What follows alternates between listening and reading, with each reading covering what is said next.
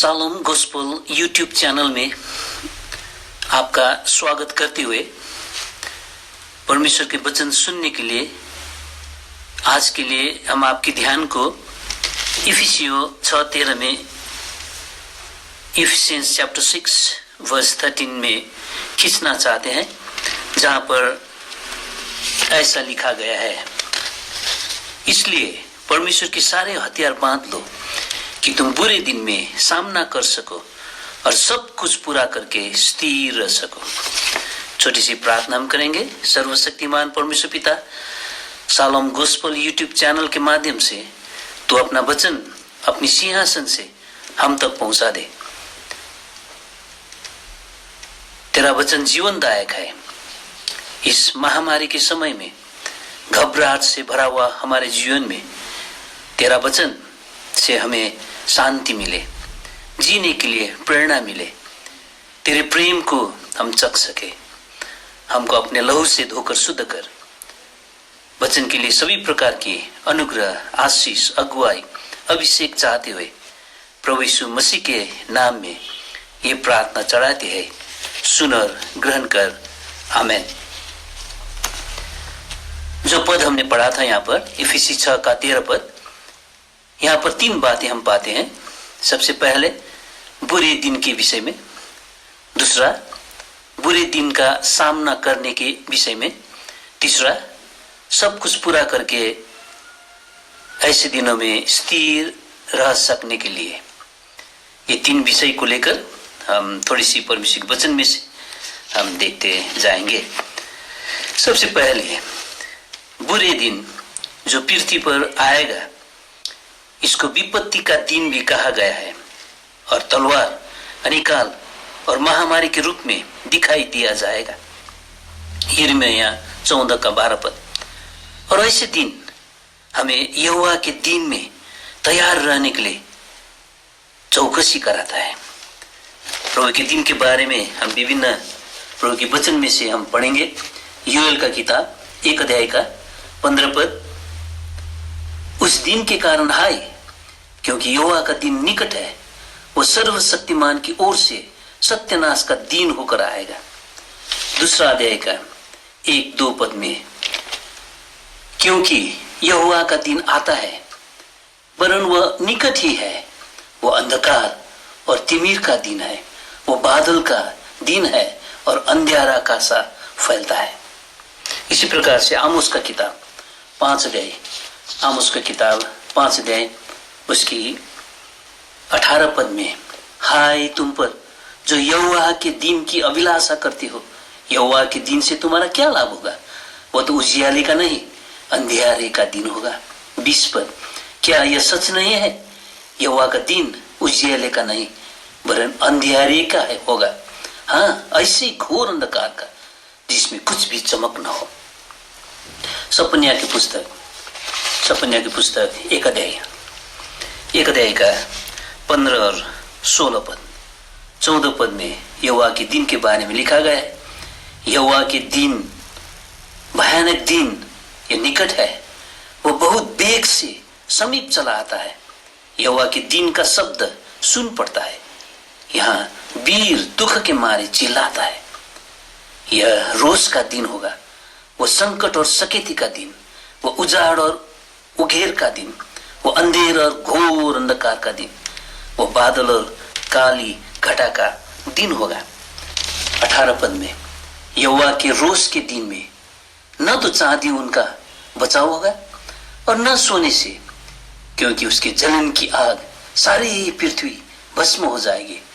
वह पृथ्वी के सारे रहने वालों को घबरा कर उनका अंत कर डालेगा। प्रभु का दिन, इतना भयानक दिन आज हम पाते हैं। इन दिनों में आज हम कैसे जिए? यहाँ पर कोविड-19 के महामारी में के कारण भी ऐसे ही बात हो रहा है। सारी विपत्ति, हानि, सड़ी गंध पृथ्वी पर फैल रहा है। फिर भी यदि मनुष्य इन बुरी चाल और बुरी कर्म से फिरे तो प्रभु यहोवा इन सब विपत्ति और हानि से अपने लोगों को बचाने का प्रतिज्ञा करता है। इस बात को हम यिर्मयाह की किताब 26 अध्याय का 3 और 13 पद में हम पाते हैं।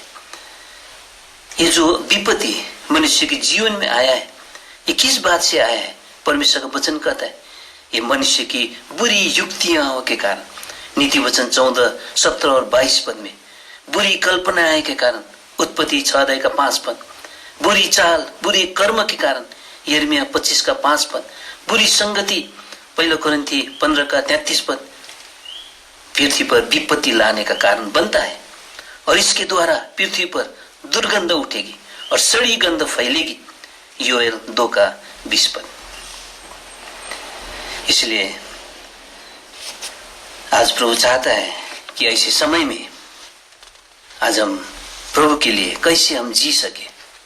इसलिए यहाँ पर ये बुरी दिन की बात इस प्रकार से यहाँ पर कहा गया हमको पढ़ने को हमको मिलता है और ये बात हम जानते हैं। आज ये बात आज पृथ्वी में फैल रहा है। हम मालूम हो रहा है कि ये परमेश्वर का दिन है, ये यहोवा का दिन है और ये भारी विपत्ति का दिन। सारी पृथ्वी पर आज महामारी वहां पर हो रहा है। कितनी भयानक बातें आज वहां पर हो रहा है जिसके द्वारा आज लोग घबरा जा रहे, घबराहट में पड़ रहे हैं। ऐसे समय में आज प्रभु के लोगों को किस प्रकार से जीना है इस बात को हमको मालूम होना चाहिए।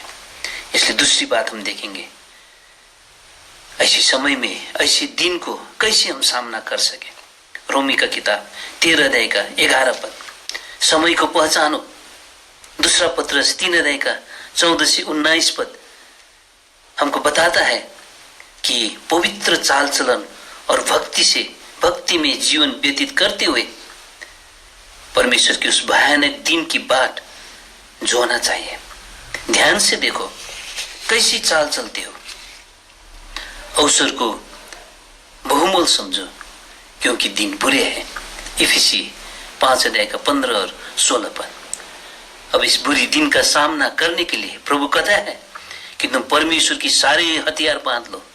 इफिसियों 6:14-18 पद तक ये हथियार क्या है हमको बताता है। यह है सत्य का कमरबंद, धार्मिकता का झिलम, मेल की सुसमाचार की तैयारी के जूते, विश्वास की ढाल, उद्धार का टोप, आत्मा की वचन रूपी तलवार, आत्मा में प्रार्थना। दूसरा पत्रस 3:17 पद कहता है, पहले से ही इन बातों को जानकर चौकस रहो ताकि अधर्मियों की भ्रम में फंसकर अपनी स्थिरता हाथ से कहीं खो न दे। इसलिए आज प्रभु कहता है कि हम इन बातों में आज हमको स्थिर रहना है। आज बुरे दिन का सामना हमको करना है और हम इन हथियारों जो परमेश्वर ने आज हमको दिया है, इन हथियार के द्वारा हम आज ऐसे दिनों का सामना हम कर सकते हैं। लेकिन सामना करने से ही काफी नहीं है, हमको स्थिर भी रहना पड़ेगा क्योंकि ऐसे दिन में हम जब विजय पाते हैं तो उसके बाद का जो भी हमारा जीवन है, ये जीवन हम कैसे आज प्रभु के दिन तक, प्रभु के आगमन के दिन तक आज हमको इस प्रकार से स्थिर रहना है। इन बातों के लिए हम प्रभु के वचन में से कुछ बातें हम देखेंगे। इसलिए हम अब तीसरी बात में हम जा रहे हैं जहां पर इस प्रकार से कहा गया है, सब कुछ पूरा करके स्थिर रह सको। अब हम बुरे दिन में स्थिर रहने का 3 बातें हम देखेंगे। सबसे पहले विश्वास में स्थिर, 1 कोरिन्थी 16:13 पद, आत्मा में स्थिर, फिलिपी 1:27 पद और आशा में स्थिर, हिब्रू किताब 6:18 और 19 पद में ये बात यहाँ पर हम पाते हैं। स्थिर रहने के लिए, खड़े रहने के लिए आज एक पक्की सॉलिड स्थान का अर्थात चट्टान जैसे स्थान की आवश्यकता होती है। हम चेलों के जीवन में हम देखते हैं, हम विश्वास में स्थिर रहने की बात हम देख रहे हैं, जिसको हम 1 कोरिन्थी 16:13 पद में हम पाते हैं। वहां पर लिखा गया है, विश्वास में स्थिर रहो, पुरुषार्थ दिखाओ, बलवंत हो। और विश्वास में स्थिर रहने के लिए आज हमको एक पक्की नींव की आवश्यकता होती है, चट्टान जैसी स्थान की आवश्यकता वहां पर होती है। क्योंकि हम देखते हैं कि प्रभु के दिन में, प्रभु जब इस संसार में आया था उस समय में उनके चेले थे। ये चेले लोग के साथ प्रभु आज समुद्री यात्रा में ज्यादा वह रहता था।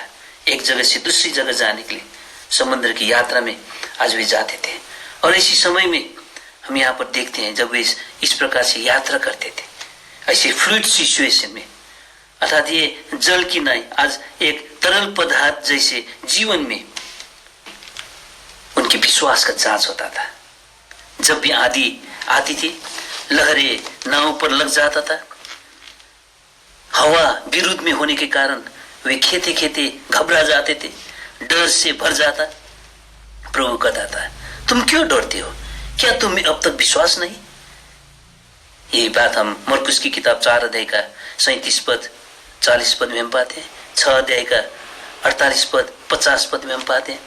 जब चेले इस प्रकार से यात्रा करते थे, यात्रा करने के समय आज उनकी विश्वास की जांच वहां पर होती थी।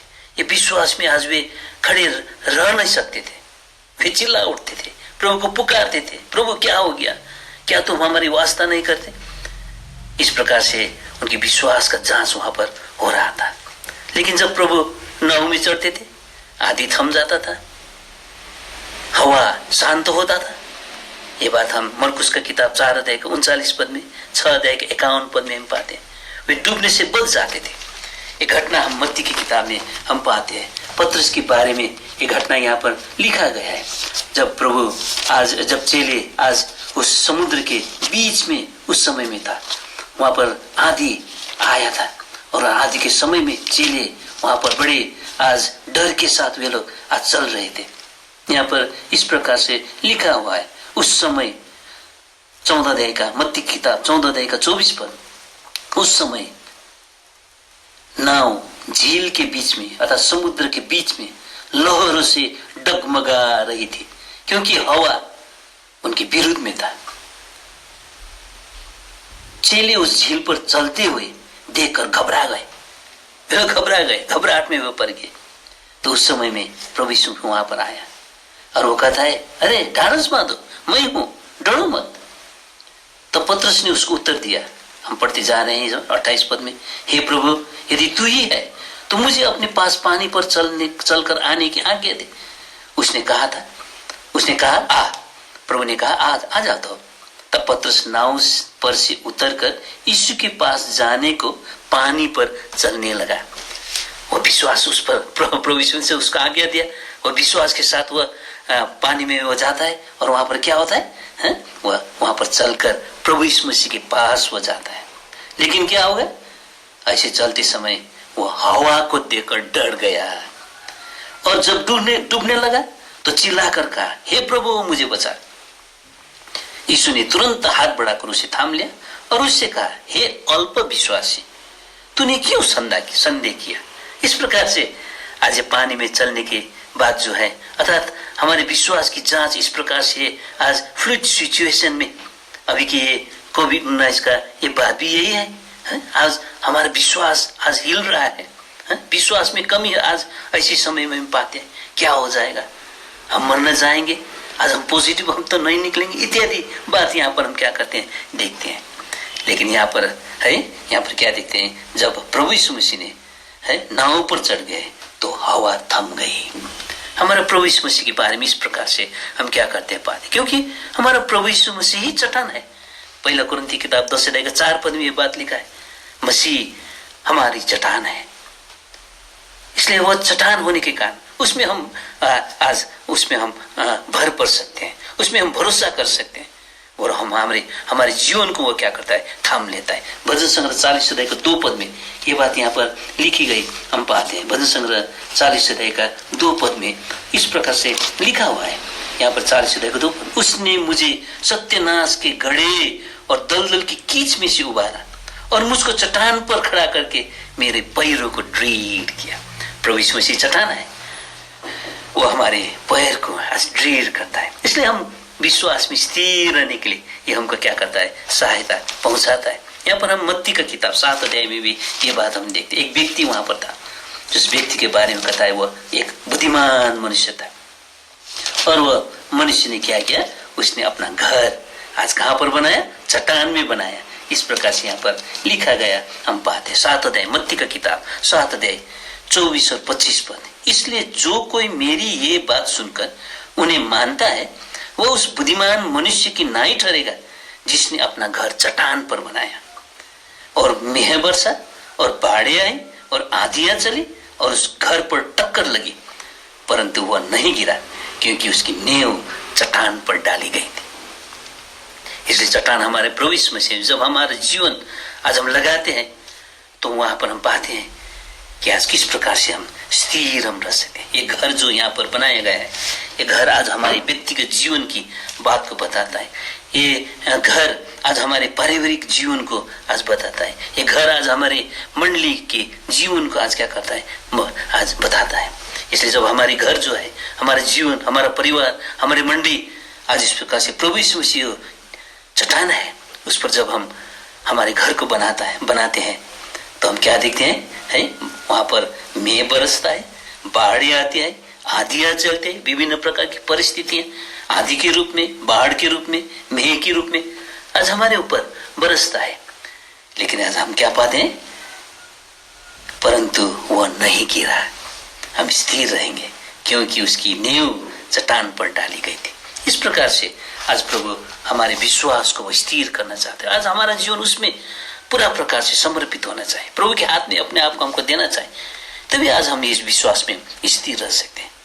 आज प्रभु बड़े वेदना के साथ वो कहता है, जब वो इस संसार में था उसने इस प्रकार से लूका का किताब, लूका रचित सुसमाचार 18 अध्याय में इस प्रकार से प्रभु ने आज विश्वास के संबंध में कहा था। वो यही बात देख रहा है, इसलिए वो चेलों को उस समय वो कहता था, तुम्हारा विश्वास नहीं, तुम अल्प विश्वासी, तुम क्यों डरते हो, तुम क्यों घबराते हो। इस प्रकार से प्रभु प्रश्न उनको पूछता था। यहाँ पर 18 अध्याय का 8 पद में इस प्रकार से लिखा गया, मनुष्य का पुत्र जब आएगा तो क्या वह पृथ्वी पर विश्वास पाएगा। इस प्रकार से आज प्रभु बहुत आज दुख के साथ वो कहता है, क्या मनुष्य का पुत्र जब आएगा वह पृथ्वी पर आज विश्वास पाएगा। इसलिए आज ये विश्वास की कमी, इसलिए आज हमको जीना है तो आज हमको क्या करना पड़ेगा, प्रभु यीशु मसीह जो परमेश्वर का पुत्र है उसके विश्वास में आज हमको क्या करना है, जीना है। गलाती किताब आज यहाँ पर 2 अध्याय में गलतियों की पत्री 2 अध्याय का 20 पद में इस प्रकार से लिखा गया, मैं मसीह के साथ क्रूस पर चढ़ाया गया, अब मैं जीवित न रहा पर मसीह मुझ में जीवित है, और मैं शरीर में अब जो जीवित हूं तो केवल उस विश्वास से जीवित हूं जो परमेश्वर के पुत्र पर है। इसलिए आज हमारे इस संसार में ऐसी अवस्था में, ऐसी परिस्थिति में हमको जीने के लिए केवल प्रभु यीशु मसीह का जो विश्वास है वो हमको जीने के लिए आज क्या करता है, वह सहायता वो पहुंचाता है। इस प्रकार से आज प्रभु यीशु मसीह के विश्वास को लेकर आज हमको क्या करना पड़ेगा, जीना पड़ेगा।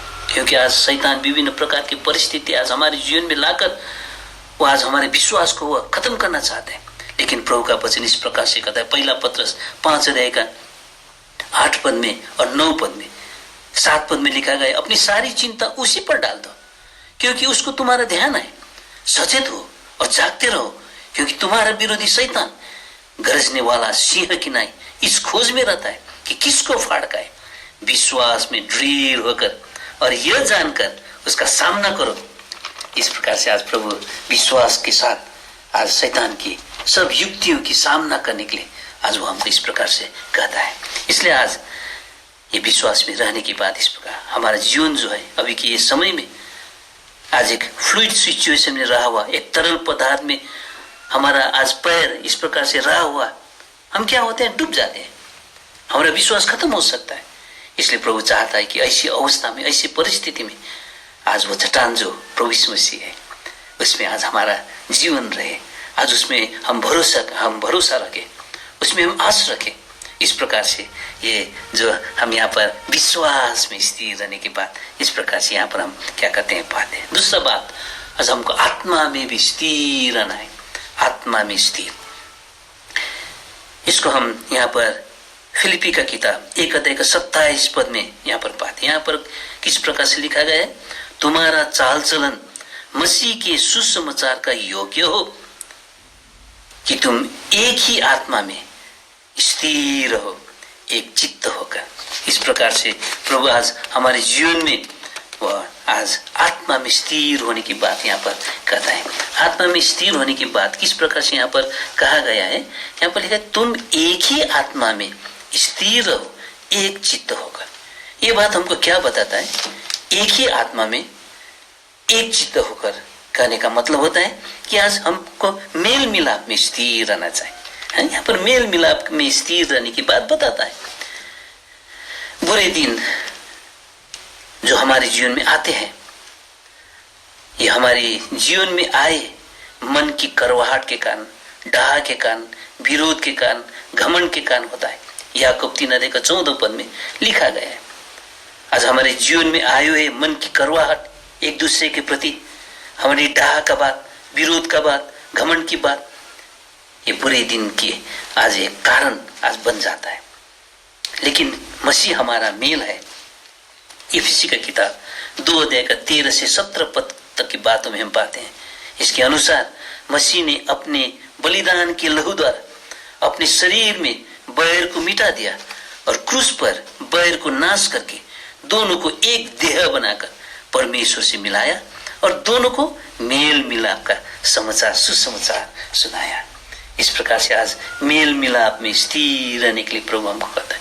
ये मेल मिलाप हमारे जीवन में लाने के लिए प्रभु यीशु मसीह ने अपना प्राण उसने दे दिया, बलिदान कर दिया। इसलिए आज ये मेल मिलाप का जो जीवन आज हमको रखना चाहिए, जिन जीवन के द्वारा ही हम परमेश्वर को देख सकेंगे। हिब्रू 12:14 में या 12:14 पद में, इब्रानियों का 12:14 में इस प्रकार से लिखा गया है। ये मेल मिलाप ही है, जो मेल मिलाप आज हम परमेश्वर को देखने के लिए, परमेश्वर को मिलने के लिए, यहोवा के दिन में अपने आप को तैयार करने के लिए ये सहायता पहुंचाता है। लेकिन इन दिनों में आज ये सिचुएशन जो आया है, कोविड-19 का जो आज यहाँ पर सिचुएशन यहाँ पर आया है, ये सिचुएशन से आज प्रभु के लोगों को एक दूसरे के साथ मिलने के लिए, जुटने के लिए भी आज मौका नहीं है। हम दूर दूर में रहना पड़ता है। इसलिए प्रभु ने ये प्रबंध इसने इस प्रकार से किया। और हमारे ये शालोम जो आज यूट्यूब चैनल है, ये यूट्यूब चैनल ने ये प्रयास किया है ताकि प्रभु का लोग इस अंतिम समय में मिलकर आज रह सके, वचन को सुनते हुए, प्रार्थना करते हुए, सुसमाचार की बात करते हुए, आराधना उपासना कर, इस प्रकार से आज ये प्रबंध आज प्रभु ने आज हमारे लिए किया है। इसलिए आज हमको बड़े होशियार के साथ आज इफिसी 6:13 में कहता है, परमेश्वर के सारे हथियार बांध और बुरे दिन का सामना कर सको। हथियार को बांधकर। और 6:15 में आकर कहता है, यह हथियार का पार कर, पावों में मेल की सुसमाचार की तैयारी के जूते पहनकर। इस प्रकार से आज हमको मेल मिलाप में आज हमको रहना है। ये मेल मिलाप को सुसमाचार आज प्रभु ने आज हमको दिया है।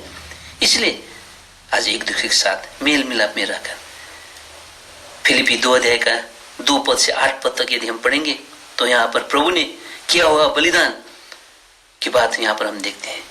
इसलिए आज हमको मसीह के स्वभाव को अपने जीवन में लेते हुए हमें प्रेम, नम्रता, दीनता, आज्ञाकारिता में रहकर एक ही आत्मा में स्थिर रहना है। ये दूसरी बात हम पाते हैं कैसे आज ये जो स्थिर रहने की बात, हमको आज विश्वास में स्थिर रहना है और दूसरी बात आत्मा में स्थिर रहना। आत्मा में स्थिर रहने की बात आज हमको मेल मिलाप में रहने के आज ये हमको बताता है। तीसरी बात हम पाते हैं आशा में स्थिर। इब्रानियों की किताब 6:18-19 में ये आशा के बारे में यहाँ पर लिखा गया है। वो आशा जो सामने रखी हुई है हमारे प्राण के लिए ऐसा लंगर है जो स्थिर और दृढ़ है।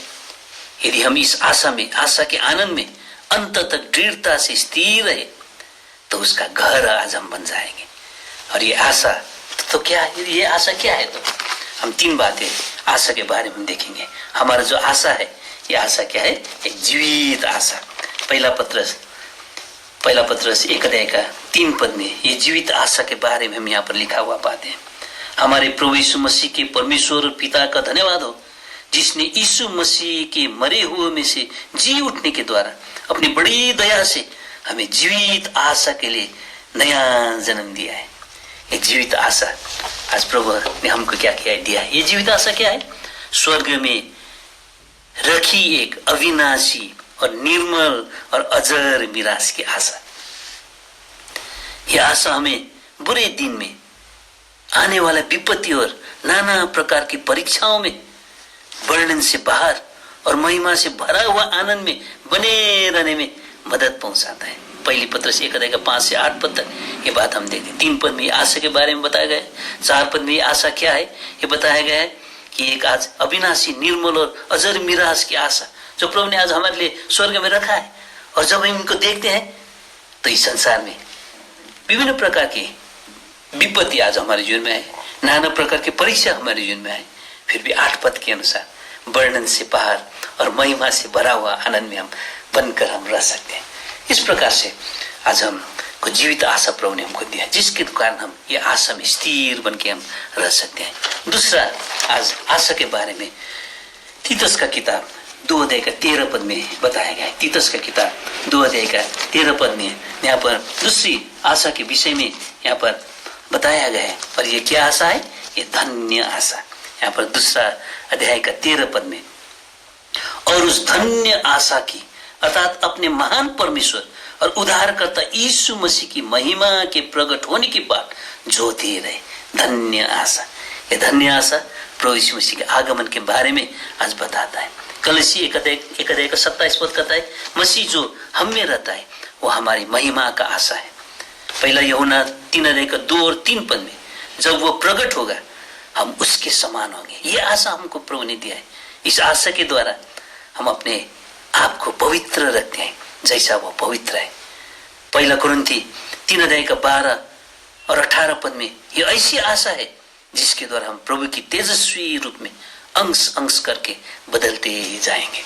इस प्रकार से आज प्रभु ने हमको ये आशा दी है, ये धन्य आशा, उसके आगमन की आशा। इस आशा में हम जब रहेंगे उस दिन को हमको बाट जोते रहना चाहिए। प्रभु आएगा, ये उद्धार का दिन, तो समय में वो क्या करेगा? हमारे जीवन में वो एक बदलाव वो हमारे जीवन में क्या करेगा? लेकर आएगा। फिलिपी का किताब में यहाँ पर 3 अध्याय का फिलिपी का किताब 3 अध्याय में आज इस प्रकार से यहाँ पर लिखा गया, हम पाते हैं 3 अध्याय का 20 और 21 पद में, पर हमारा स्वदेश स्वर्ग पर है और हम एक उद्धारकर्ता प्रभु यीशु मसीह के वहां से आने की बात जो रहे हैं। प्रभु यीशु मसीह आएगा, ये आशा में आज हमको बने रहना है। और प्रभु यीशु मसीह जब आएगा वो क्या करेगा? वो अपनी शक्ति के उस प्रभाव के अनुसार जिसके द्वारा वह सब वस्तुओं को अपने बस में कर सकता है, हमारी दिनहीन देह का रूप बदलकर अपनी महिमा के देह के अनुकूल बना देगा। जैसा उसका महिमित देह है, इस महिमित देह में वह आज हमको क्या करेगा? बदल देगा। इसलिए प्रभु अपने वचन के द्वारा आज हमको शुद्ध करके पवित्र करते हुए वो उस महिमित मंडली वो क्या करना चाहता है? बनाना चाहता है। इफिसी का किताब 5 अध्याय का 26 और 27 पद में ये बात हम देखते हैं। इफिसियों 5 अध्याय का 26 पद, कि उसको वचन के द्वारा जल के स्नान से शुद्ध करके पवित्र बनाए। 27 पद, और उसे एक ऐसी तेजस्वी कलीसिया बनाकर अपने पास खड़ी करे जिसमें न कलंक, न झुरी, न कोई ऐसी वस्तु हो, वरन पवित्र और निर्दोष हो। इस प्रकार से आज प्रभु हमारे जीवन को आज वह क्या करता है? बदलते जाता है। जैसे हमने अभी भी देखा था पहला कुरिन्थी 3 अध्याय का 18 पद में, इस प्रकार से 2 कुरिन्थी 3 अध्याय का 18 पद में ये बात यहाँ पर लिखा गया, अंश अंश करके हम उसके महिमित देह में क्या होंगे? परिणत होंगे। 2 कुरिन्थी 3 अध्याय का 18 पद, परंतु जब हम सबके उघाड़े चेहरे से प्रभु का प्रताप इस प्रकार प्रकट होगा जिस प्रकार दर्पण में, तो प्रभु के द्वारा जो आत्मा है हम उसी तेजस्वी रूप में अंश अंश करके बदलते जाते हैं। ये महिमा की आशा है। ये आज हम इसको क्या भी कर सकते हैं? महिमा की आशा में, क्योंकि प्रभु इसमें से हमारा महिमा है। ये धन्य आशा प्रभु ने हमको दिया है। उसके आगमन अब नजदीक है। अब ये सब जो वातावरण आज हमारे बीच में है, ये वातावरण कहता है कि प्रभु अब उसका आगमन बहुत नजदीक है, वो आएगा। लेकिन उसके आगमन में आज प्रभु ने ऐसी आशा हमको दिया जिसके द्वारा हम उसके रूप में हम क्या हो सकेंगे? परिवर्तन आज हम हो सकेंगे। तीसरी आशा के बारे में हम पाते हैं, इसको हम उत्तम आशा अर्थात अनंत जीवन की आशा हम यहाँ पर कर सकते हैं। हिब्रू 7 अध्याय 19 पद में एक ऐसी उत्तम आशा जिसके द्वारा हम परमेश्वर के समीप जा सकते हैं।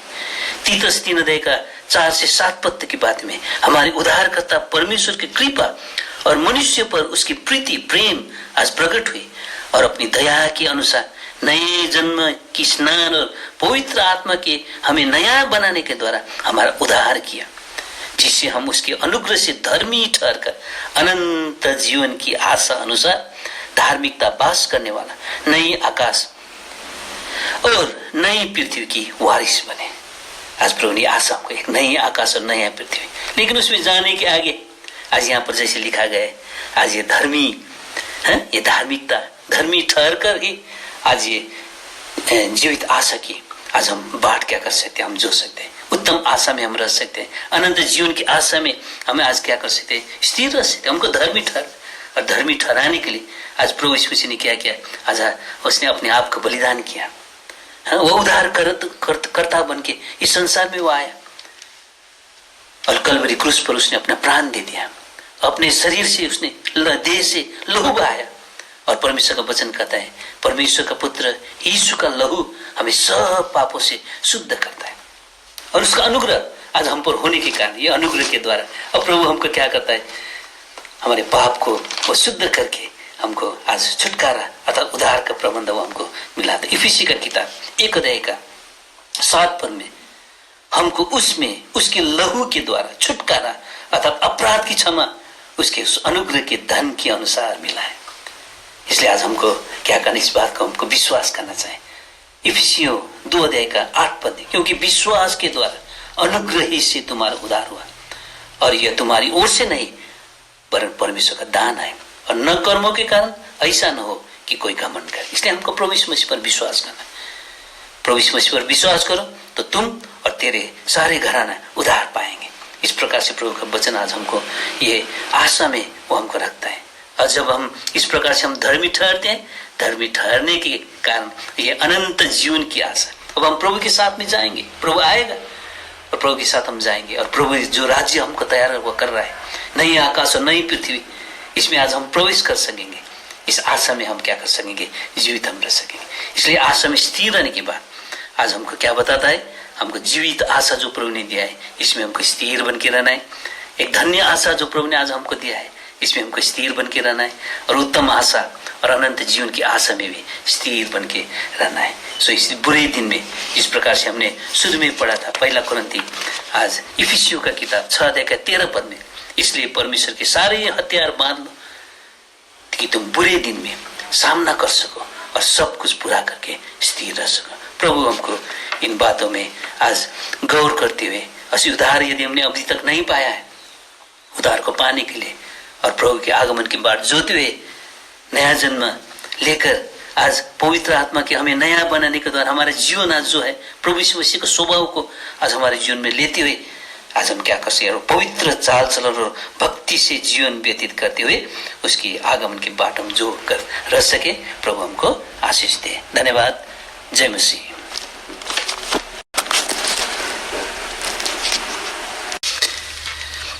शालोम गॉस्पेल यूट्यूब चैनल में आपका स्वागत करते हुए परमेश्वर